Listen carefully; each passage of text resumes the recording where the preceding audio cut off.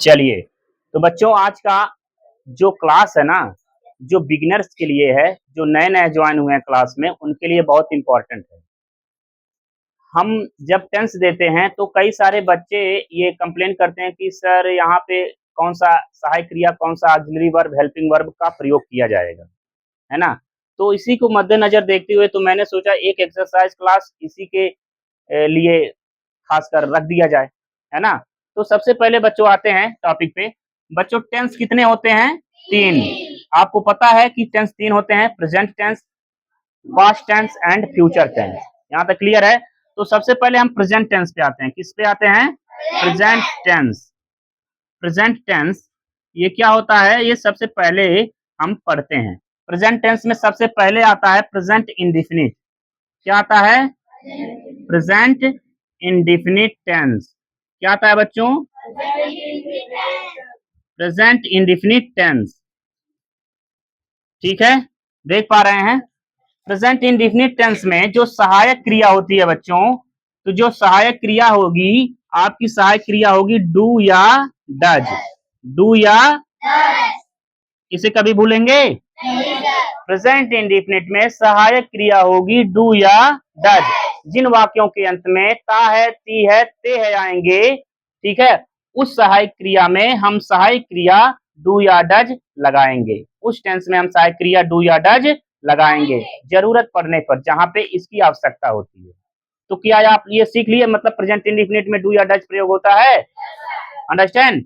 अब दूसरे क्लास में देखिए बच्चों, यानी कि दूसरे सेक्शन में, यानी दूसरे पार्ट में प्रेजेंट इंडेफिनिट के बाद आता है प्रेजेंट कॉन्टिन्यूअस टेंस। क्या आता है? प्रेजेंट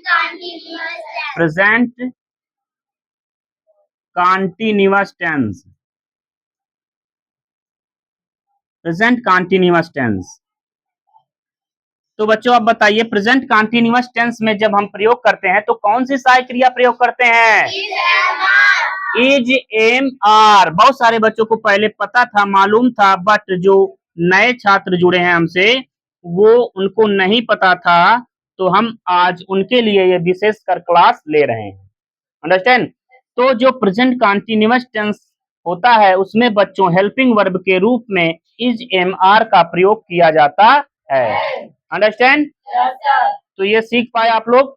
अब बच्चों आते हैं प्रेजेंट परफेक्ट टेंस, यानी कि प्रेजेंट कॉन्टिन्यूअस टेंस के बाद आता है तीसरा आपका प्रेजेंट परफेक्ट टेंस। क्या आता है? Present perfect tense. Present perfect tense. ठीक है, तो बच्चों इसकी सहायक क्रिया जो होगी आप लोगों को पता है और आप लोग जानते हैं, लेकिन मन में तब तक नहीं आता है जब तक वो ब्लैक बोर्ड पर लिख नहीं दिया जाता है। अंडरस्टैंड? तो सबसे पहले देखेंगे उसकी सहायक क्रिया होती है बच्चों has and have. Have and has, जो भी आप कह लें, हैज हैव का प्रयोग होता है।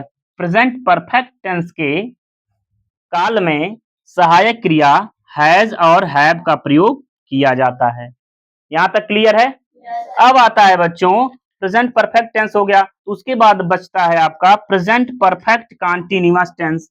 प्रेजेंट, देखिए ध्यान से देखिए, नए छात्र बिल्कुल ध्यान से देखें, प्रेजेंट परफेक्ट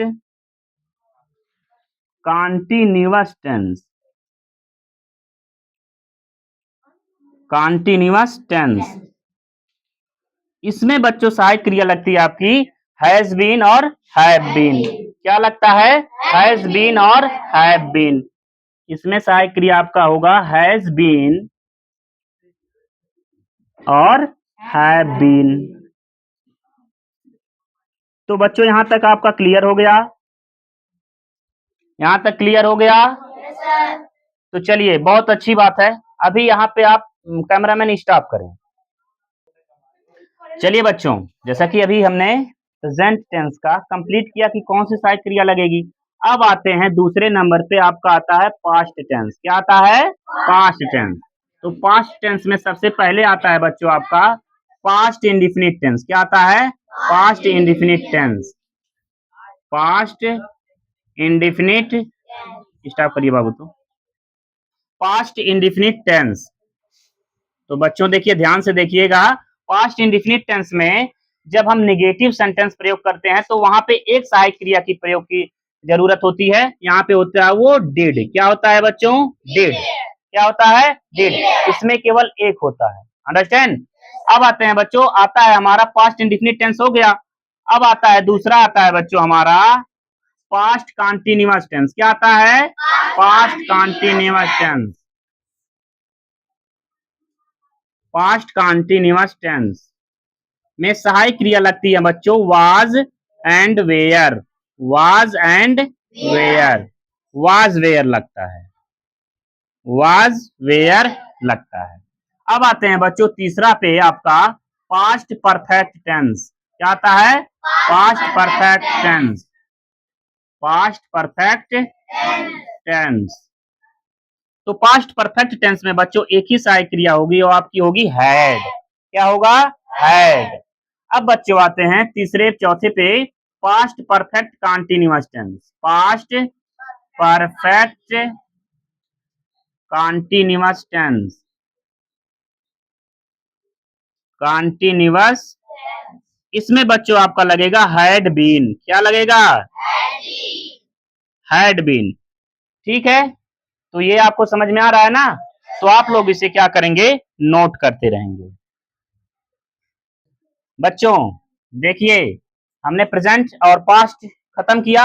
अब आते हैं, आपका तीसरा नंबर आता है फ्यूचर टेंस। क्या आता है? Future tense. तो सबसे पहले फिर आएगा आपका नंबर एक, फ्यूचर इंडेफिनिट टेंस में विल और शैल का प्रयोग किया जाता है। किसका प्रयोग किया जाता है? विल और शैल का प्रयोग किया जाता है। ठीक है। और दूसरा देखेंगे फ्यूचर कॉन्टिन्यूअस टेंस। क्या आता है? फ्यूचर कॉन्टिन्यूअस टेंस में आपको करना है विल बी और शैल बी। विल बी और शैल बी। अगला आता है बच्चों फ्यूचर परफेक्ट टेंस। क्या आता है? फ्यूचर परफेक्ट टेंस में आपका सहायक क्रिया लगेगा विल हैव और शैल हैव। और लास्ट में बच्चों आपका आता है फ्यूचर परफेक्ट कॉन्टिन्यूअस टेंस में आपको सहायक क्रिया का प्रयोग करना है विल हैव बीन और शैल हैव बीन। अंडरस्टैंड? तो बच्चों ये क्लास आप लोगों के लिए बहुत उपयोगी रहा और घर पे भी जाकर इसका रिवीजन कर लेंगे, जैसा कि अभी हम अपलोड कर देंगे वीडियो। अंडरस्टैंड? Thank you.